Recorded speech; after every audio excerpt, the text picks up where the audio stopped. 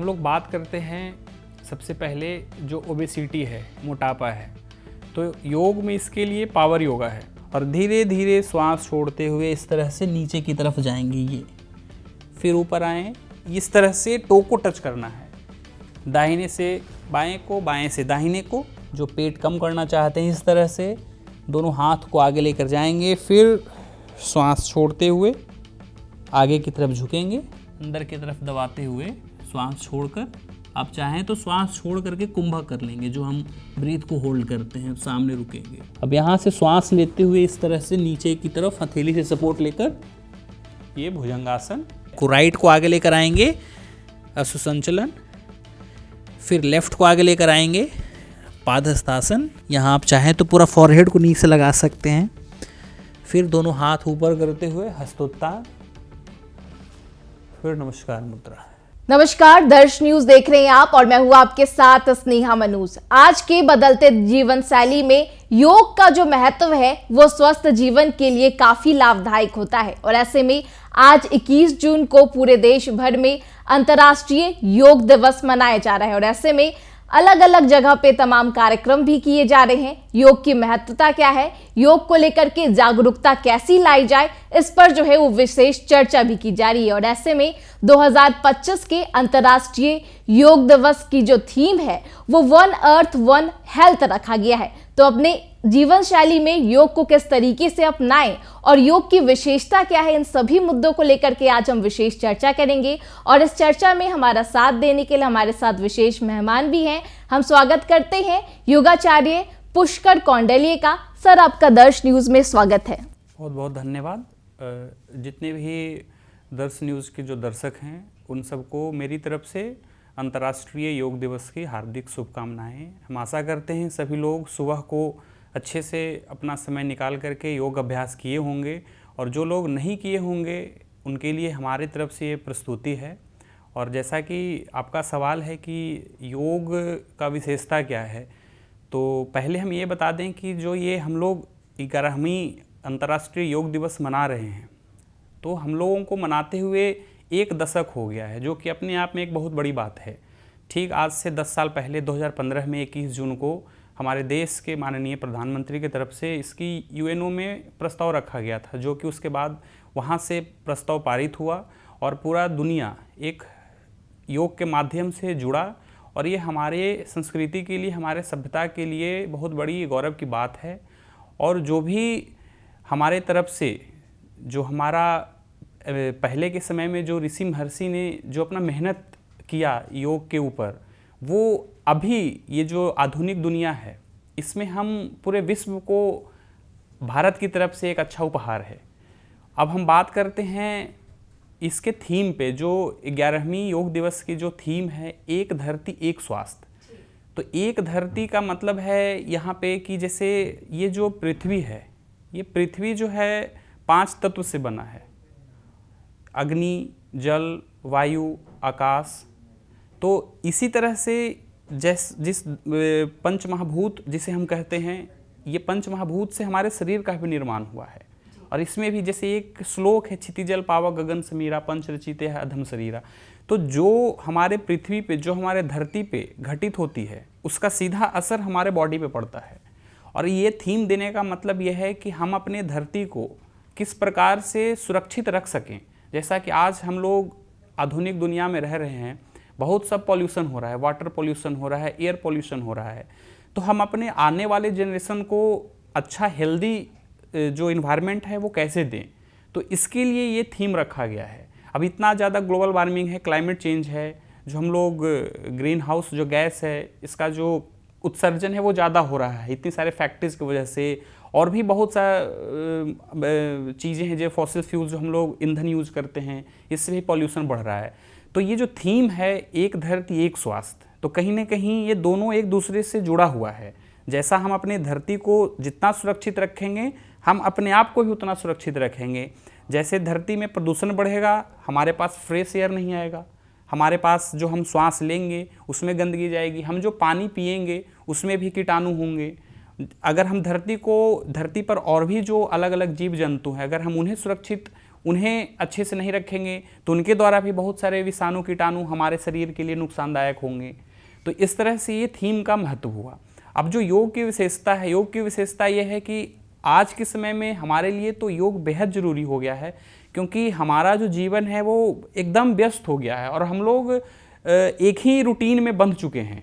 आप सुबह उठते हैं, अपना समय मतलब कि जो भी है आप जल्दी जल्दी तैयार होते हैं, आप अपने ऑफिस भागते हैं, जो भी काम कर रहे हैं, हमारे पास समय की कमी हो गई है। हम लोग ज़्यादा डिपेंडेंट हो गए हैं, अपने काम पे ज़्यादा फोकस हो गए, हम अपने शरीर को इग्नोर करना शुरू कर देते हैं।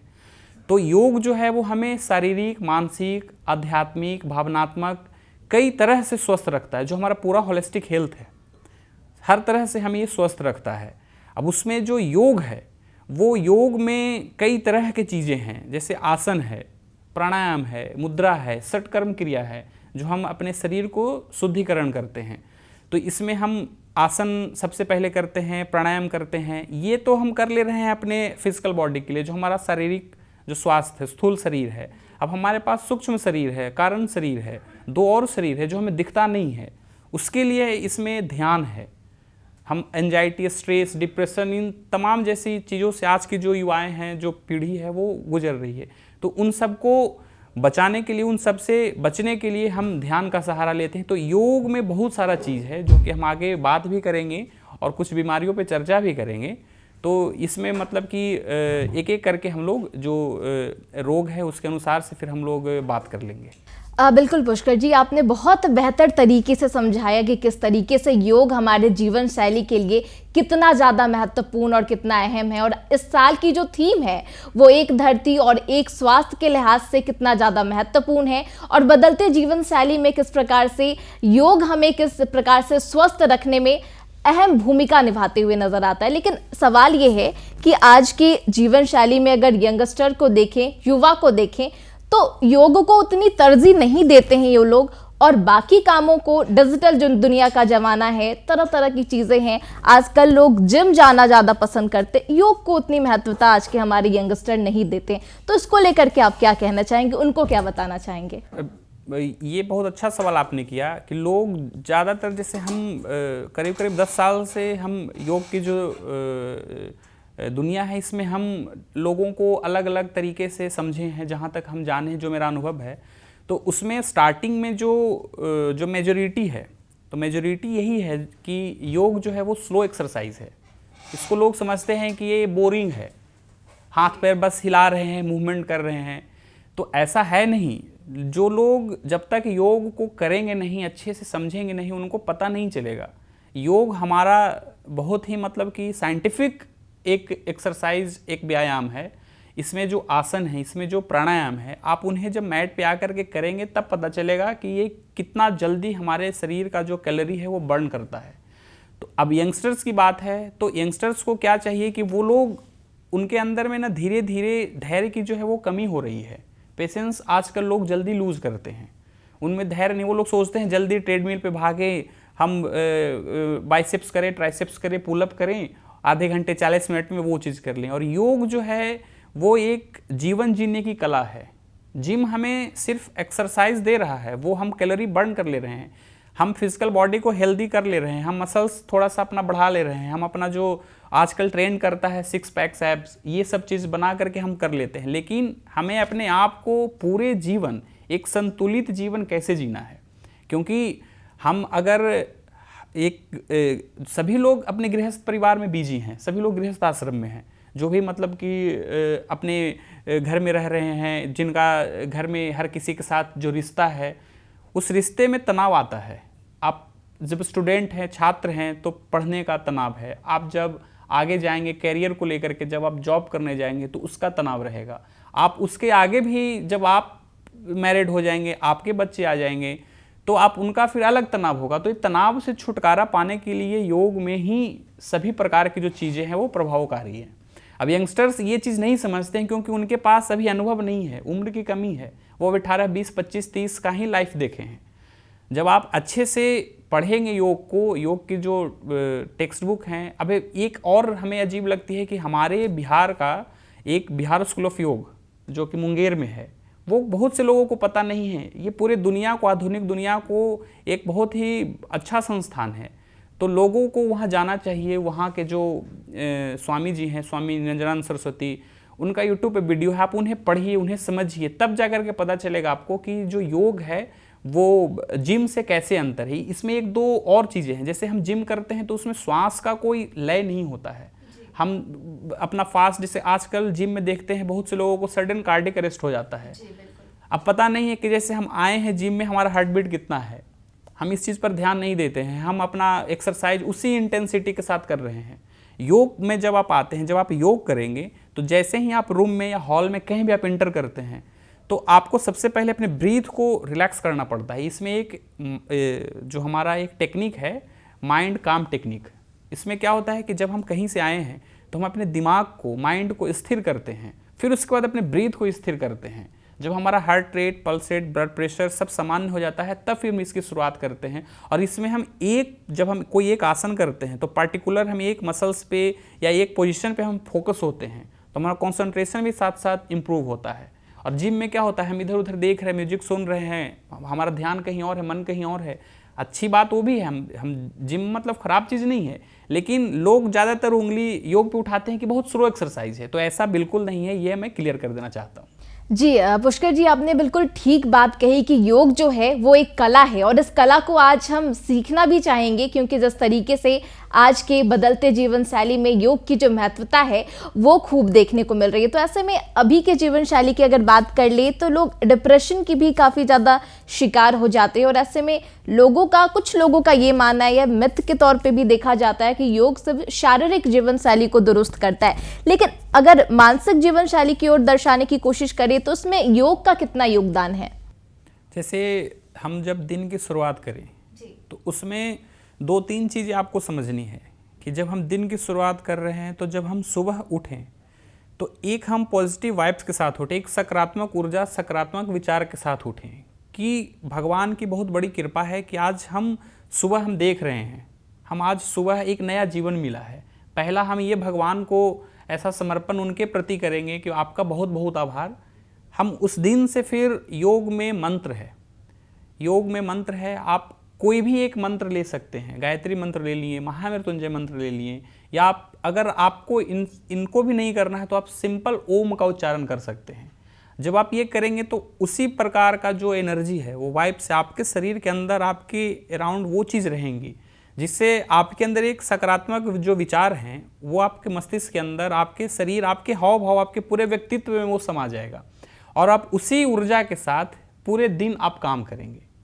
तो ये जो है मंत्र। अब इसके बाद में कई लोग हैं कि जो जीवन शैली है उसको कैसे सही करें, तो आप अगर मंत्र चैंटिंग नहीं करते हैं, आपको कई लोगों का अलग मूड होता है, हम सुबह थोड़ा वॉक कर लें, थोड़ा रनिंग कर लें, थोड़ा जॉगिंग कर लें, आप बाहर चले गए, पार्क चले गए, आप सड़क पे देख करके चले गए, थोड़ा सावधानी के साथ, जब सड़क पे वॉक करें तो छत पे चले गए, आप वहाँ जा करके थोड़ा स्वच्छ हवा, थोड़ा प्रकृति के साथ जुड़िए। जो एक धरती एक स्वास्थ्य है, तो हम उसको भी थोड़ा सा समझें कि जब आप बाहर जाएं, थोड़ा सा पक्षियों को देखें, उनकी आवाज़ों को शांत मन से सुने, उनकी चहचहाहट को आप सुने, थोड़ा सा सामने कहीं अगर तालाब है, झील है, वहाँ बैठ करके उनकी लहरों को देखें, उनसे प्रेरणा ले कि वो कैसा, सुबह का प्रकृति कैसा शांत है। तो हम अपने मस्तिष्क को शांत रखें, धैर्य रखें, और जो हमारा आत्मबल है, मनोबल है, वो धीरे धीरे पूरे दिन आप उसी मनोबल, आत्मबल के साथ हम काम करके और अपने जीवन शैली को योग के आसन, प्राणायाम या कोई भी एक्सरसाइज जो आप करते हैं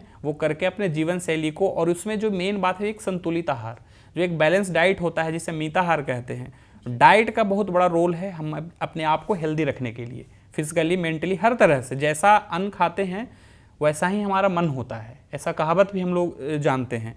तो उसमें आपको डाइट रखना है कि हरी ताज़ा जो सब्जियां हैं, फल हैं, जो सूखे फल हैं, उनका सेवन ज़्यादा करें। और जो बाहर का जो आजकल एक, जिस भी आप सड़क पे जाएं आपको ढेर सारी जो ऐसे स्ट्रीट फूड हैं वो दिख जाएंगी, तो हमें उस चीज़ का ध्यान रखना है कि वो हाइजीनिक है कि नहीं है।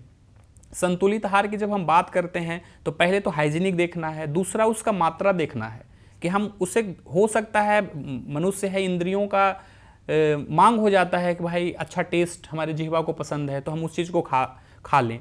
तो खा लें, चलिए ठीक है, 1-2 दिन खा सकते हैं, बट उसको डेली हैबिट ना बनाएं, नहीं तो फिर आपका जो एक बार डाइजेशन खराब होगा, पेट की समस्याएं होंगी, तो धीरे धीरे वो शरीर के अंदर फैलेंगे और हर एक सिस्टम को प्रभावित करेगा, और जिसके बाद से फिर आप धीरे धीरे आप बीमार होते जाएंगे। और आपका जो पूरा जो सुबह उठते के साथ आप पूरे दिन आप एक डलनेस टाइप के आप फील करेंगे, और आपका जो जीवन शैली है वो इसी तरह से धीरे धीरे खराब हो जाएगा।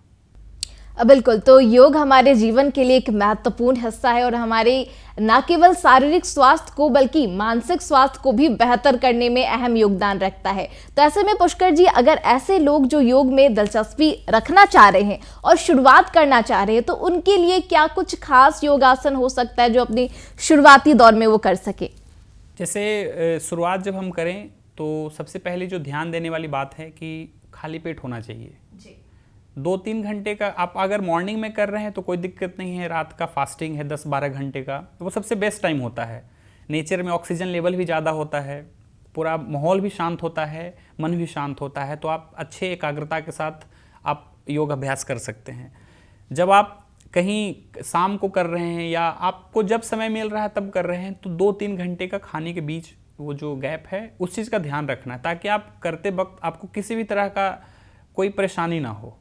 इसके बाद में फिर जब हम योग कर रहे हैं तो थोड़ा सा जो रूम है वो हवादार हो, आसपास अगर हो सके तो वृक्ष जो हैं, पेड़ पौधे, अगर उतना भी नहीं है तो आप अपने घर में भी इन चीज़ का फ्लावर पॉट जो भी है आप अरेंज करके वो कर सकते हैं। और बहुत ही बेसिक मतलब कि जो योगाभ्यास है उसमें सूक्ष्म व्यायाम है।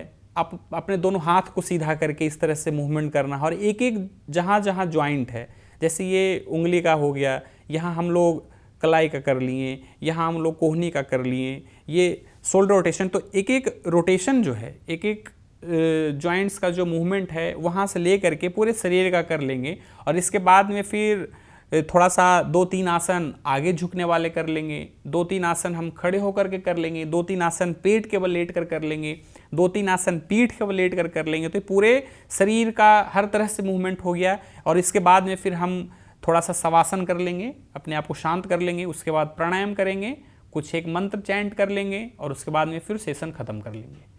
बिल्कुल, तो अभी की अगर बात करें तो लगातार कई ऐसे रोग हैं जो आम लोग उससे लगातार परेशान होते नज़र आ रहे हैं। मोटापे की बात कर ले या फिर तमाम तरीके के रोग को लेकर के बात कर ले, डायबिटिक भी आजकल के ऐसा रोग है जो लगभग हर लोग इससे परेशान नज़र आ रहा है। तो ऐसे में योग के माध्यम से इन चीज़ों से निजात पाने की क्या कुछ व्यवस्था है? पहले हम बात कर लेते हैं जो आपने बताया मोटापा। तो इसमें क्या है कि जो हमारा आज का जो जनरेशन है वो खाने पीने की जो गलत आदतें पड़ गई हैं, इनके वजह से हम अपने शरीर के अंदर बैड कैलोरीज को जमा कर लेते हैं।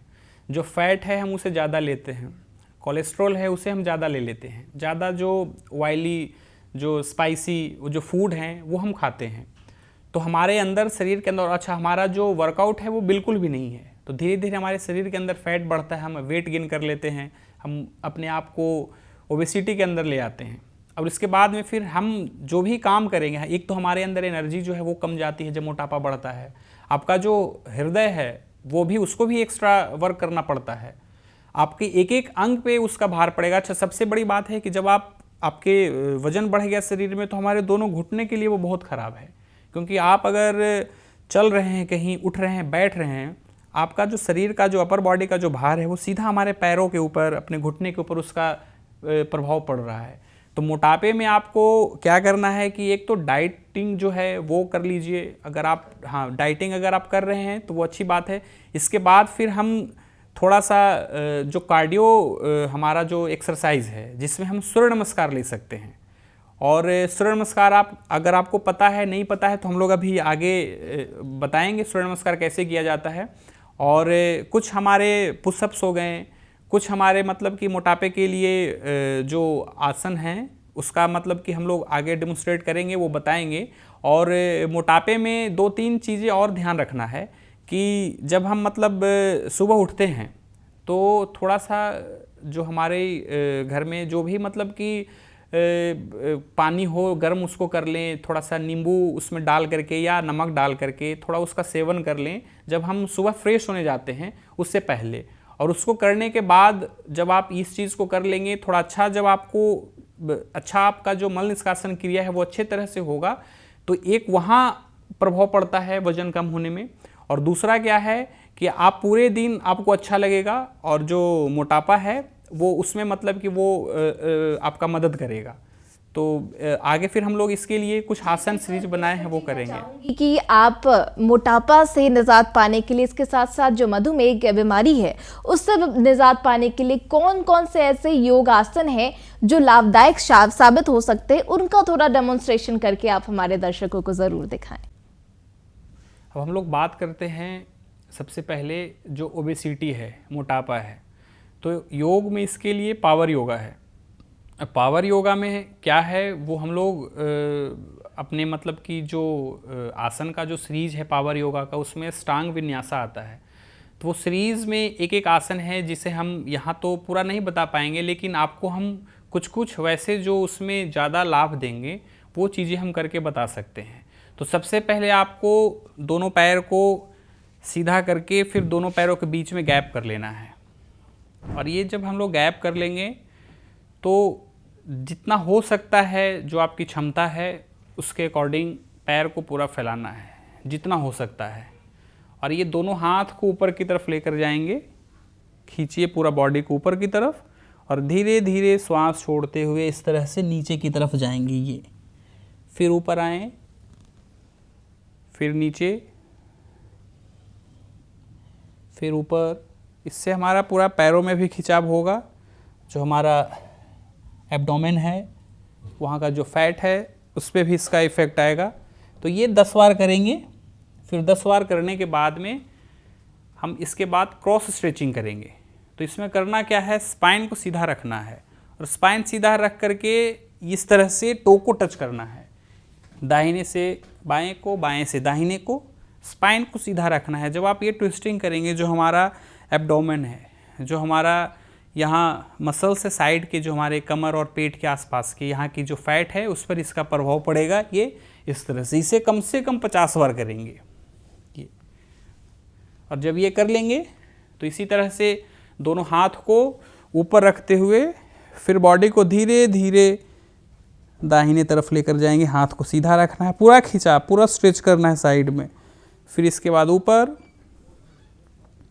फिर नीचे, दोनों को 3-3 बार कर लेंगे। दाहिने तरफ, फिर बाईं तरफ, और ये करने के बाद में फिर दोनों हाथ को नीचे लेकर आएंगे। और बहुत ही अच्छा इफ़ेक्टिव आसन है तो ये पवन मुक्तासन सीरीज़ का चक्की चलासन जिसे कहते हैं, लेकिन हमारे लिए बहुत ही लाभकारी है। जो पेट कम करना चाहते हैं, इस तरह से दोनों हाथ को आगे लेकर जाएंगे, फिर श्वास छोड़ते हुए आगे की तरफ झुकेंगे, श्वास भरेंगे ऊपर, और इस तरह से 10-10 दोनों तरफ से, 10 क्लॉकवाइज, और यहाँ से फिर 10 बार इस तरह से पीछे जाएंगे एंटी क्लॉकवाइज। अब ये कर लेंगे।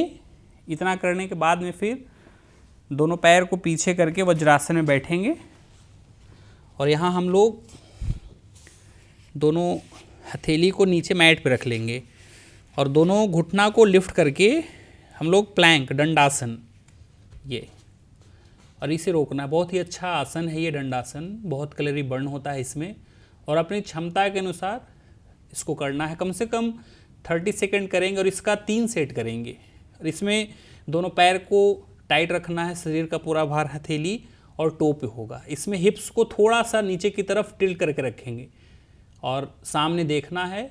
ये करने के बाद में फिर जो इसके बाद आता है वो चतुरंग दंडासन। तो इसमें दोनों हथेली को इसी पोजीशन में रखना है, पैर को लिफ्ट कर लेना है और धीरे से नीचे की तरफ जाएंगे, बट चेस्ट ड्रॉप नहीं करेंगे। हमारा पूरा शरीर हथेली और टो के ऊपर है। फिर ये 30 सेकेंड होल्ड करने के बाद यहाँ से फिर ये जो हम लोग कोबरा पोज करते हैं, फिर यहाँ से इसे रुकेंगे। ये कर लिए। इसके बाद में फिर हम लोग थोड़ा सा रिलैक्स करेंगे।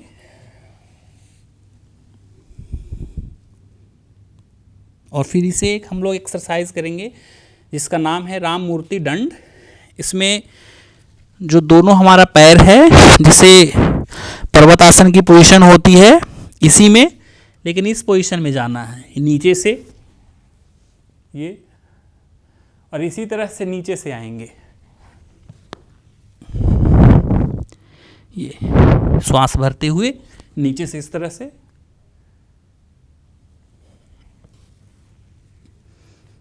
ऐसे करने के बाद में थोड़ा सा शशांक आसन में रिलैक्स कर लेंगे।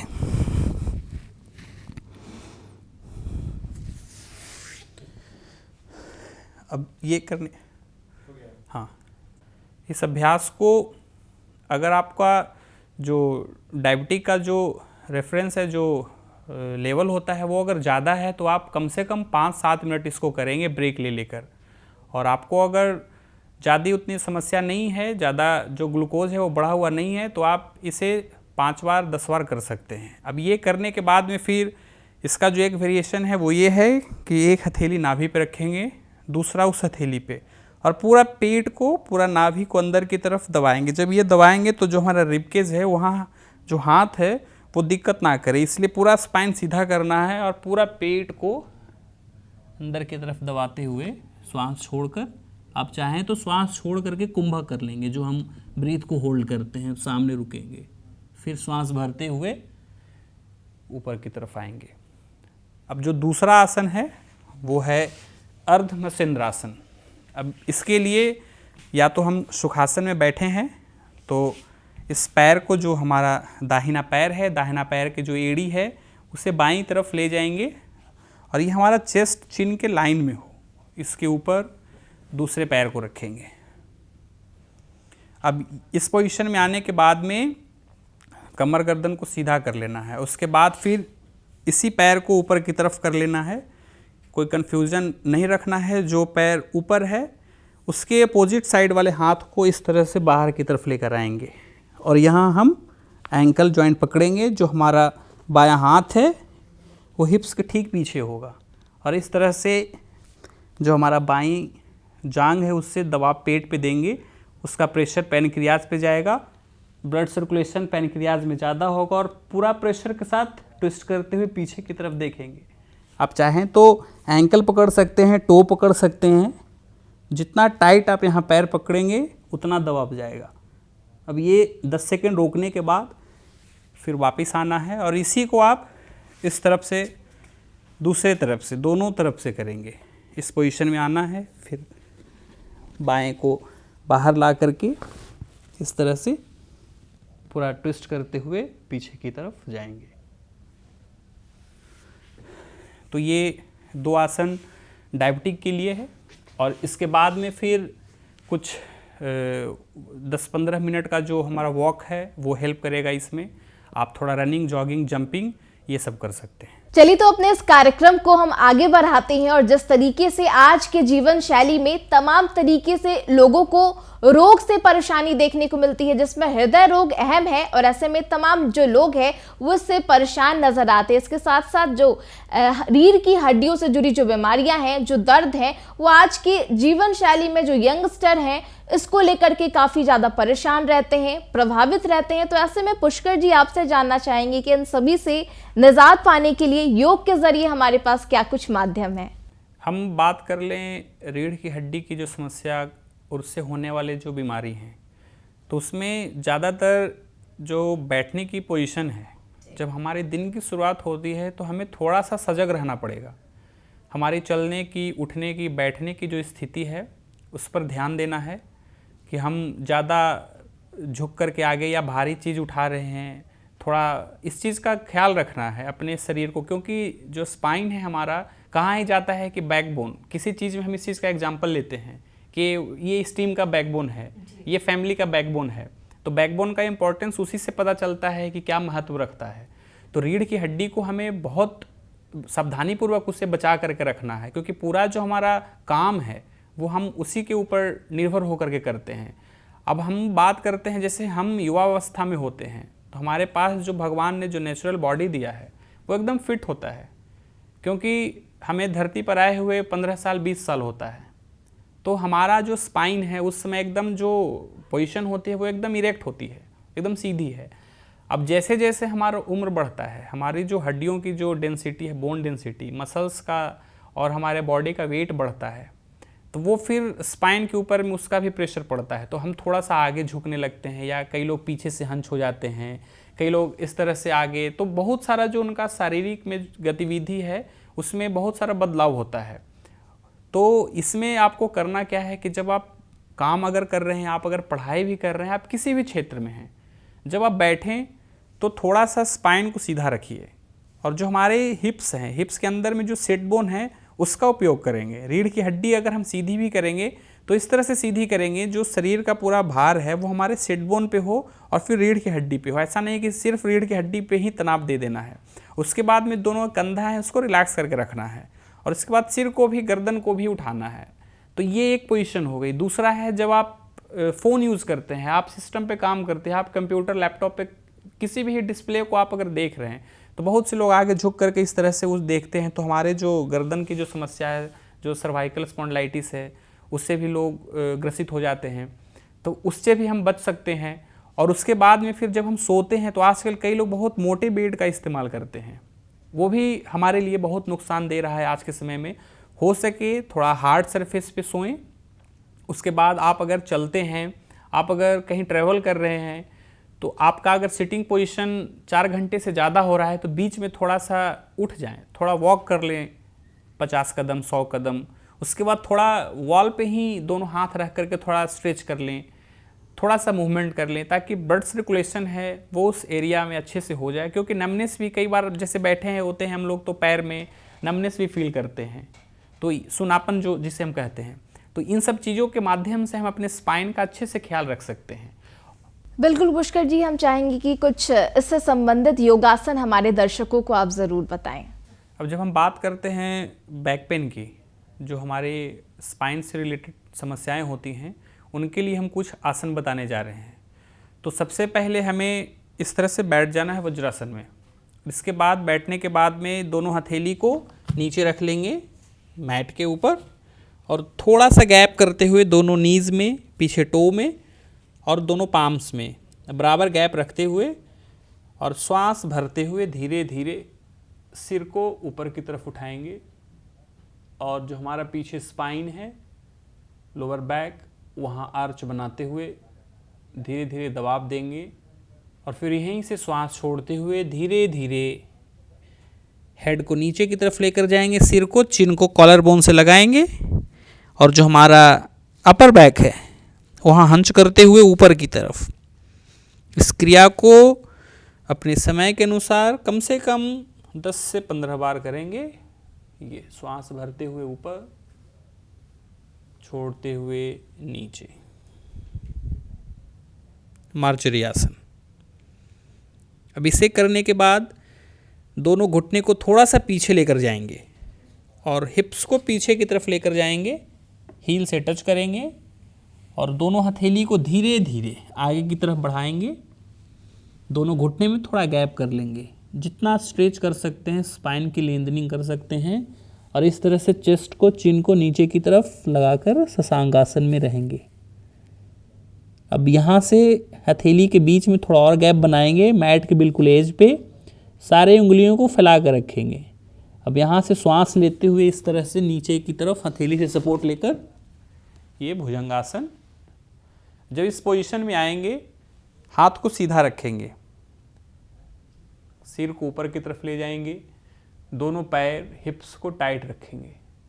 अगर आप बिगनर्स हैं तो थोड़ा सा आप दोनों कोहनी को इस तरह से मोड़ करके और नीचे की तरफ लेकर आएंगे, और फिर इसी तरह से यहाँ से धीरे धीरे पीछे जाएंगे और वापस फिर शशांक आसन, जिसे हम चाइल्ड पोज बोलते हैं। फिर एक बार श्वास भरते हुए ये आए, पूरा लोअर बैक पे प्रेशर देंगे, और फिर यहाँ से नीचे,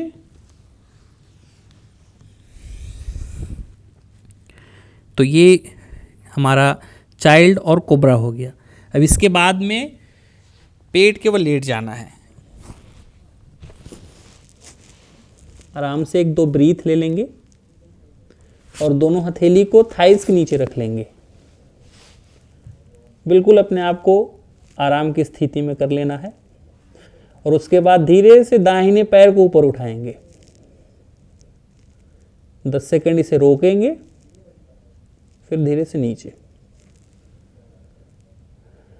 फिर बाएं पैर को धीरे धीरे, जब पैर उठाएंगे दूसरे पैर को नीचे रखना है पूरा ग्राउंडेड, फिर धीरे से नीचे।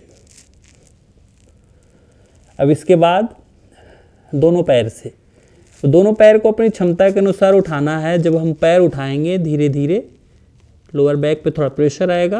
अगर ज़्यादा दर्द रहे तो इसे छोड़ भी सकते हैं और इसके जगह पे आप, या जिनको भी कमर दर्द रहता है, ये वाला ट्राई करेंगे जिसमें दोनों हाथ दोनों पैर पीछे की तरफ है।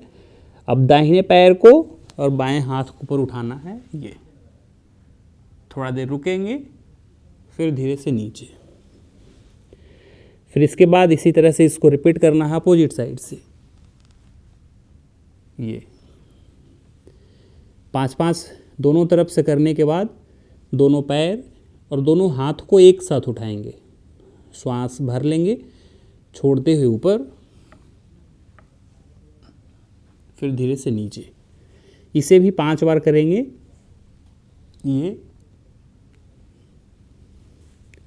ये करने के बाद फिर मकर आसन, जिसमें दोनों कोहनी को चेस्ट के सामने लेकर आएंगे, दोनों हथेली चिन के नीचे, और इस पोजीशन में रहेंगे। रिलैक्सिंग पोज है और हमारे पोस्चर को भी सही करता है।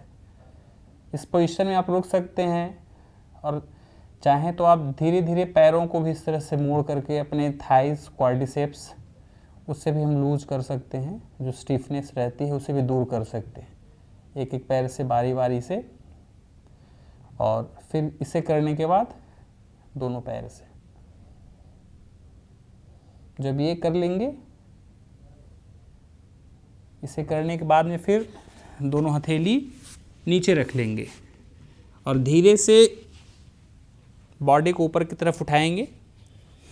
दोनों पैर को फिर से जो पोजीशन होती है कैट काऊ की, इसी पोजीशन में रहेंगे और धीरे से टो को अंदर की तरफ टक कर लेना है, जो दोनों हमारा पैर का जो अंगूठा है, और धीरे से नी को लिफ्ट करके और दोनों पैर को सीधा कर लेंगे। दोनों में थोड़ा गैप रखेंगे और इसके बाद में हथेली से अपने हिप्स को ऊपर की तरफ पुश करना है और ये इस पोजीशन में रहेंगे। आप इसे अपनी क्षमता के अनुसार 10 गिनती तक रुकेंगे और फिर यहाँ से दोनों पैर को थोड़ा सा पीछे करके और बिना नी को नीचे ड्रॉप किए हुए ये इस पोजीशन में आएंगे। जितना स्ट्रेच कर सकते हैं लोअर बैक को। फिर यहाँ से इसी तरह से वापस जाना है। फिर यहाँ से श्वास लेते हुए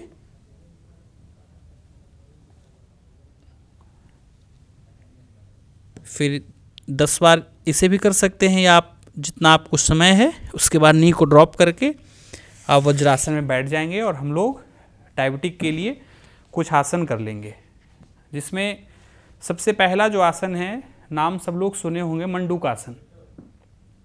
तो इसमें करना क्या है, सबसे पहले तो वज्रासन में बैठ जाना है। आप अगर इस वज्रासन में नहीं बैठ सकते हैं, समर्थ हैं, तो आप सुखासन में बैठ सकते हैं, जो नॉर्मल हम लोग पालथी या चौकड़ी जिसे हम कहते हैं उसमें बैठ सकते हैं। तो आइए हम लोग मंडूकासन करेंगे। अब ये मुट्ठी जो है इसे बंद करना है और मुट्ठी बंद करके ये नाभि के बगल में रखना है दोनों मुट्ठी। और जब हम श्वास आगे की तरफ झुकेंगे तो धीरे धीरे श्वास को छोड़ते हुए ये एक्सेल नीचे जाइए और इस तरह से जब नीचे आएंगे तो सामने देखना है, बिल्कुल जो फ्रॉक की पोजीशन होती है उसी पोजीशन में। फिर श्वास भरते हुए ऊपर। अब हम लोग बात करते हैं हृदय संबंधी रोग के लिए, और ये साथ साथ मोटापे में भी, डायबिटिक में भी इसका फ़ायदा है। तो हम लोग जो करने जा रहे हैं वो सबसे महत्वपूर्ण योग की जो सूर्य नमस्कार है उसका पूरा सीरीज़ करेंगे। इसमें 12 आसन हैं, तो वो हम डेमोन्स्ट्रेट करके दिखाएंगे, जिसमें सबसे पहले आपको मैट के टॉप पे खड़ा हो जाना है। इसके बाद में फिर दोनों हथेली को नमस्कार मुद्रा में रख लेना है। इस तरह से यहाँ से हम लोग शुरुआत करेंगे। जब हम दोनों हाथ को ऊपर उठाएंगे तो पीछे की तरफ झुकेंगे, फिर यहाँ से धीरे धीरे आगे की तरफ झुकेंगे। जिनको बैक पेन है वो थोड़ा सा नी को बेंड करके रख सकते हैं और यहाँ से दोनों हथेली को नीचे रख लेना है। राइट लेग पीछे लेकर जाएंगे, अश्व संचलन। फिर यहाँ से धीरे से लेफ्ट को पीछे लेकर जाएंगे, पर्वतासन। फिर दोनों नी को ड्रॉप करेंगे, चेस्ट को, चिन को नीचे लगाएंगे, अष्टांग नमस्कार। फिर यहाँ से दोनों हथेली से सपोर्ट लेकर श्वास भरते हुए ऊपर भुजंगासन।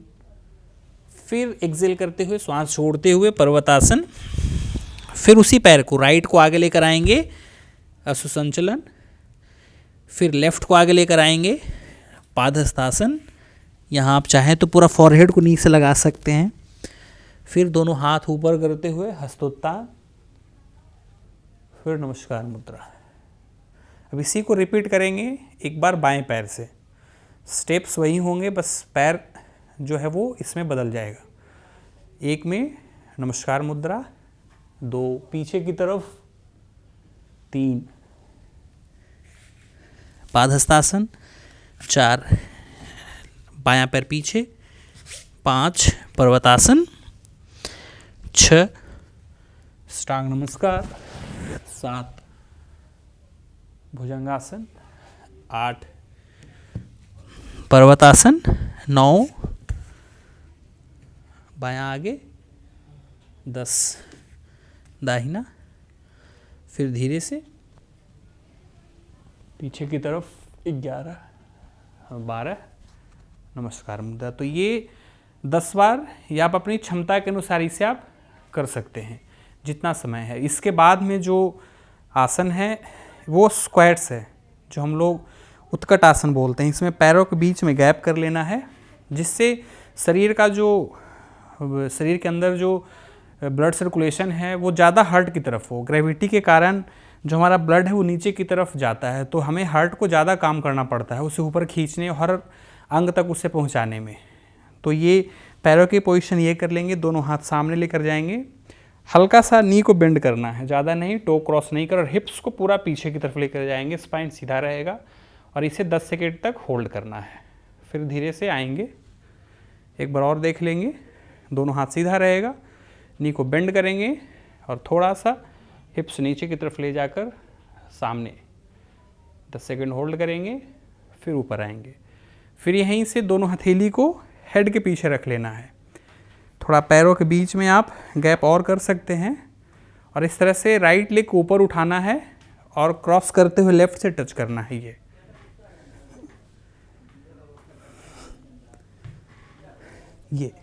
ये कर लिए। इसके बाद में दोनों पैर में थोड़ा और गैप कर लेना है। थोड़ा और गैप करने के बाद में दोनों हाथ को ऊपर करना है और इस तरह से साइड में लेकर जाएंगे। फिर ऊपर, फिर इस तरह से ये कर लिए। दोनों हाथ को नीचे लेकर आएंगे और इसके बाद में फिर दोनों पैर को एक साथ कर लेंगे। दोनों पैर एक साथ करने के बाद दोनों हाथ ऊपर और थोड़ा सा नी को बेंड करते हुए ये इस पोजीशन में नीचे आएंगे। इसे भी आप क्षमता के अनुसार रुक सकते हैं, जितना देर हो सकता है। फिर यहाँ आएंगे, दोनों हाथ को इसी पोजीशन में रखना है। राइट लेग पीछे लेकर जाएंगे, लेफ्ट को बेंड करेंगे और लेफ्ट बेंड करने के बाद में फिर अपर बॉडी को धीरे धीरे पीछे की तरफ लेकर जाएंगे। फिर यहाँ से इस पोजीशन में लेकर आएंगे और इसी सीरीज को दोनों पैर से करके और फिर ये समाप्त कर लेंगे। तो आज अंतर्राष्ट्रीय योग दिवस मनाया जा रहा है और ऐसे में आपको बता दें कि 2015 से इसकी शुरुआत हुई थी और अंतर्राष्ट्रीय योग दिवस पूरे देश में मनाया जाता है और इसकी जो अहमता है, इसका जो महत्व है और योग हमारे जीवन में कितना जरूरी है, इन सभी चीजों को लेकर के आज हमने चर्चा की। जाते जाते पुष्कर सिंह आपसे ये समझना चाहेंगे और जानना चाहेंगे कि योगा के लिए कैसे लोगों को प्रेरित करें ताकि वो इस माध्यम से जुड़े और अपने स्वस्थ जीवन शैली में जो योगदान जो है वो दें। ये बहुत अच्छी बात है कि लोगों को प्रेरित कैसे करें। लोगों को प्रेरित करने के लिए सबसे पहले आपको एक एग्जाम्पल सेट करना पड़ेगा जी। आपका जो दिनचर्या है उसमें सुधार करने की जरूरत है, क्योंकि बच्चे घर में हैं या कोई भी फैमिली है तो बहुत आसान होता है ज्ञान देना, उपदेश देना। लेकिन जब आप उस चीज़ को खुद कर रहे हैं और आप उस चीज़ रिजल्ट को, आप उसके जो फ़ायदे हैं आप एक बार प्राप्त कर लिए, अगर आप किसी भी घर के सदस्य को, परिवार के सदस्य को आप बताएंगे तो उन्हें भी लगेगा कि नहीं, ये आदमी ने इस चीज़ को अपनाया, इस दिनचर्या को पालन किया, योग अभ्यास किया या सुबह उठने का किया, तो वो खुद एडमायर करेगा, खुद आपको फॉलो करेगा। तो इसके लिए सबसे पहले खुद अपने आप को बदलना है। हम बदलेंगे तब उन्हें हम बोल सकते हैं। और दूसरा क्या करना है कि जब आप घर से निकलें, अगर कुछ उस टाइप के बीमारी से ग्रस्त अगर कुछ आपको बाहर में लोग मिलते हैं तो हो सकता है तो इसमें हमें कुछ बताने में या कुछ उनको सजेशन देने में हमें कुछ खर्च नहीं लगता है। तो हम उन्हें थोड़ा सा अपना जो राय है वो दे सकते हैं कि आपको योग करने की ज़रूरत है। आप जिन्हें नोन, जो आपके नोन में हैं, जिन्हें आप जानते हैं, आप थोड़ा सा उनको सलाह दे सकते हैं कि आप थोड़ा टहलिए। आप अपने इसकी शुरुआत परिवार से कर रहे हैं, आप अपने फ्रेंड सर्कल में, आप जहाँ काम करते हैं, जहाँ आपको लोगों से उठना बैठना है, जो आपका सर्कल है, आप उन लोगों को बताएं कि आप थोड़ा बाहर निकल कर के योग अभ्यास करें। आजकल के दुनिया में डिजिटल जो वर्ल्ड है उसमें बहुत आसान हो गया, आप चीज़ें यूट्यूब पे पड़ी हुई हैं, तो आप फ़ोन के माध्यम से भी उस चीज़ को कर सकते हैं। अलग अलग योगा इंस्ट्रक्टर जो हैं वो अपना सेशन ऑनलाइन भी देते हैं। तो ऑनलाइन ऑफलाइन आप घर में कहीं भी रह करके इसका जो आप लाभ है वो ले सकते हैं। बिल्कुल पुष्कर जी, आपने बिल्कुल सही बात कहा। अगर हम खुद प्रेरित होंगे तो दूसरों को प्रेरित करना हमारे लिए काफ़ी ज़्यादा आसान हो जाएगा। आपका बहुत बहुत धन्यवाद हमारे साथ जुड़ने के लिए और योग की महत्वता को समझाने के लिए और ये बताने के लिए कि योगासन हमारे ज़िंदगी के लिए कितना ज़्यादा ज़रूरी और अहम है। दर्शकों, आपने भी देखा जिस तरीके से आज अंतर्राष्ट्रीय योग दिवस मनाया जा रहा है और योग की अगर बात कर ले तो योग स्वस्थ जीवन शैली का दूसरा नाम है। आप भी अंतर्राष्ट्रीय योग दिवस के मौके पर योग के साथ खुद को जोड़ें और स्वस्थ जीवन शैली की ओर अपने कदम को आगे बढ़ाएं। फिलहाल इस खास पेशकश में इतना ही। तमाम खबरों के लिए आप बने रहे दर्श न्यूज के साथ। नमस्कार।